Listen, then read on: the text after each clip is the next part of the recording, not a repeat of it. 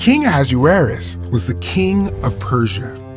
Many years earlier, when Cyrus was king, he sent some of God's people back to Judah to rebuild the temple in Jerusalem.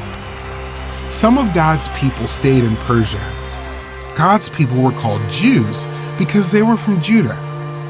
The king of Persia chose Esther to be his queen. Esther didn't tell the king that she was a Jew. One day, Mordecai heard that Haman, an important leader who worked for the king, was planning to kill all the Jews. Mordecai was upset. He was a Jew.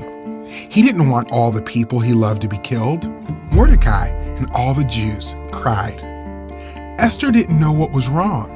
She sent a messenger to ask Mordecai why all the Jews were upset. Mordecai told Esther about Haman's evil plan. "You have to do something," Mordecai said. "Ask the king to stop Haman. Ask him to save the Jewish people." Esther sent a message back to Mordecai. "No one can approach the king unless the king calls for that person first," Esther said. "The punishment is death. Unless the king holds out his scepter, then you may live." "You're a Jew," Mordecai said. "If you don't stop Haman, he will kill you too. Maybe this is why you are the queen. Maybe God put Esther in the palace to save her people." Esther asked Mordecai and the Jews to fast for 3 days. Then Esther would go to the king, even if it meant she might die. On the 3rd day, Esther went to the king. He saw Esther and held out his golden scepter. "What is it, Queen Esther?" the king asked. "What do you want to ask me? I'll give you anything, up to half of my kingdom."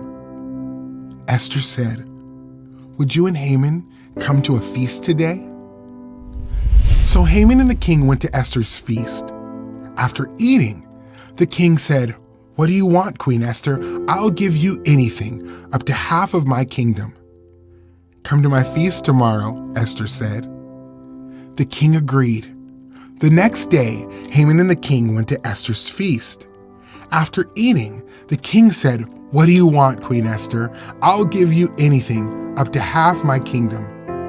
Esther spoke up. "There is a plan to kill me and my people." The king replied, "Who is responsible for this plan?" "This evil enemy, Haman," Esther said. The king was angry. He punished Haman and made a law to keep the Jewish people safe from their enemies. God was in control over Haman's evil plan to destroy the Jews.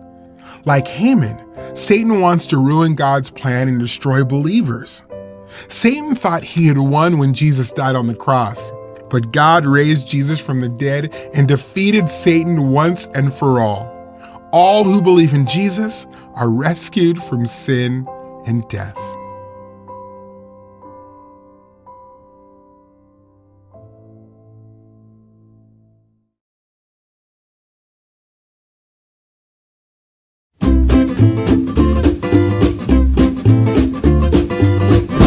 Hey there, I'm Pastor Brian, and it's time for Questions from Kids. Braden from Pierre, South Dakota asks, Is God involved in everything, or do things just happen by chance? Braden, let me give you the big answer to that and then maybe drill down and try to explain a little bit more. The answer is this: God is involved in everything. God is sovereign. That's the fancy theology word for it. That means He's in control of everything and He works providentially. There's another big theology word for you. That means that He's involved in everything to bring about what He wants to bring about. So nothing happens without Him knowing about it. Nothing happens outside of His control. You know, you see that in today's story, don't you? The story of Esther. If you read through the entire book of Esther, and you can do that in one sitting, it's not really long, just read through it and just notice how many times it seems like things just happen by chance. You know, somebody happened to be in the right place at the right time, something good just happened. No, it didn't just happen. It didn't happen by chance. Esther shows us that God was involved. He was bringing the situation to pass so that Esther could step in and save God's people. God was behind the scenes doing all that. That's one of the big takeaways of Esther. The Bible is full of that. You look at the stories of the Bible, and over again, we see that God is in control. The prophecies we've been seeing about the coming of the Messiah in the Old Testament prophecies, those are evidence that God was orchestrating. He was bringing these things to pass. So everything in our lives is under His control. Now you may ask, well, then why do bad things happen? And that is simply because we live in a broken, fallen world, and God still gives us the freedom to choose to do things, and many times we choose to do what's wrong. He's in control of that, but we choose to do what's wrong. It's a tension there, it's a mystery how those things work together, but it's what the Bible teaches, it's what we have to understand, and we just have to live that out. Understanding I am responsible for choosing to obey Him, and then God is in control. Nothing happens outside of His awareness and His authority. So find comfort in that, but at the same time, be encouraged to seek to obey God and to use the freedom He's given you for His glory. So here's a question back for you. How can understanding God's involvement in everything change how you think about or react to things that happen?